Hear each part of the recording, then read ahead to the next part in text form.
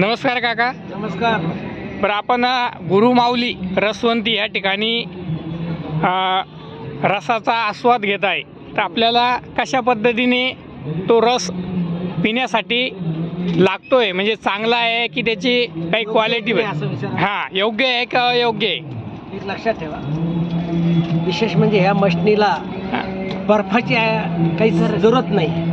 त्यामुळं हा real quality मिळते आणि स्वच्छ आहे, पारदर्शकता आहे समोर आणि क्लीन आहे. त्यांना पहिल्या दिवशीपासून चांगला प्रतिसाद पण मिळतोय गुरुबंधूंकडून. अशीच उन्नती हो गुरुकृपेने. इथून त्यांची सुरुवात झाली, खूप मोठी सुरुवात अजून होईल. अशा 10 ते 50 रसवंत्या तिथे उभ्या राहू आणि क्वालिटी आहे रसाला, वादच नाही. नुसती क्वालिटी नाही तर ऊस सुद्धा त्यांनी चांगला छिलून पुसून मेंटेनन्स करतात. स्वच्छता चांगली आहे, कुठं माशा नाही, गरगरा नाही आहे. त्यामुळं त्यांच्या क्वालिटीला दाद देण्यासारखंच आहे आणि अकोलकर परिवाराचं खरंच मनापासून धन्यवाद. ओके, छान क्वालिटी. तुम्हाला कसं वाटलं? छान आहे. छान आहे ना? ओके, चला. तर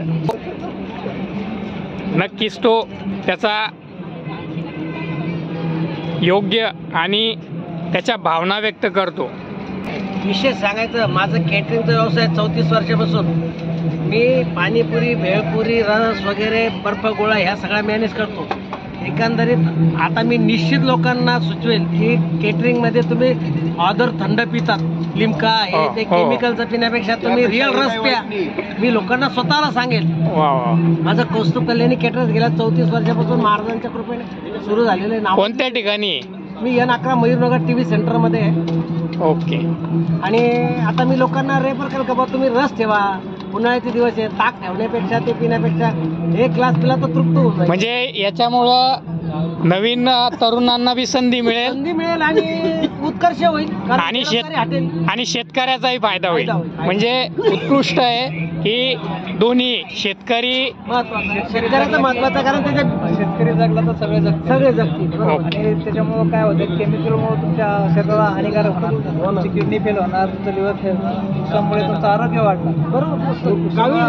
आरोग्य वाढल्यामुळे काय होणार, शुगर होतं. ऊसाच्या रसाने शुगर होत नाही. दुसरी गोष्ट म्हणजे ह्या तुम्हाला मार्केटमध्ये आपणच कमायचं, अजून एक ग्लास देऊ, आपल्याच कोणाला काय घ्यायचं, मसाला टाकू, म्हणजे आपलाच देशाचं रॉ मटेरियल घ्यायचं, आपण लावायचं आणि आपणच आरोग्य निरीक्षण, म्हणजे आपलाच पैसा आपल्याच लोकांमध्ये फिरणार. हे जे आपल्या जे छत्रपतीने ती आपल्याला आपल्या काडीला हात नाही लागणार आपल्याला, तर ती प्रत्येक नागरिकाची आणि प्रत्येक व्यक्तीची जबाबदारी. ओके, चला, धन्यवाद काका.